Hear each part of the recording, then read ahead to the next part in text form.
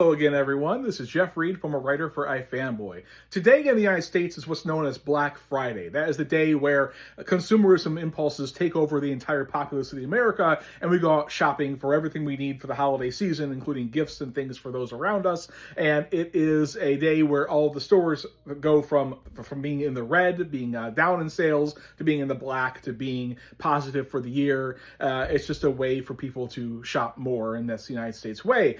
But it's not just about that today. I want to talk about something else about Black Friday. It's not necessarily the same thing. I want to talk about the Black and minority experience in comics, and the way I want to talk about that is in the pages of The Other History of the DC Universe. This is a mini-series from a few years back in the Black Label line of DC Comics. It's pre-printed here in a hardcover edition, which is gorgeous, in the same kind of way that several other Black Label books have been reprinted in hardcover. I mean, these things are the same size. They're oversized. They're gorgeous. Very art forward, which is wonderful. And this one is The Other History of the DC Universe, is written by John Ridley, Academy Award winner for a screenplay for movies such as 12 Years a Slave. And it is a look at some of the a very specific character study of 5 or 6 different characters in the DC Universe. Most of them are Black or minority in some way, and it discusses how that they are interacting with their world and the continuity thereof. It is not the same thing as, say, a Marvel or DC Universe history that were done by Mark Waid in the last few years.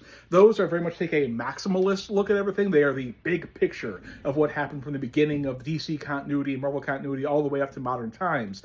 They are feats of storytelling for sure, but this is something different. This is going to be like a case study of these characters who are, and how they interact with both the comic continuity and the real life continuity of history as it's happening. And the fact that these are Black Label means that they can get into some of the more interesting dynamics between what's happening on the page of a comic, what's happening in the real life of the social and political dynamics that are happening in the real world at that time. We have things like Black Lightning deals with it. Renee Montoya's The Question.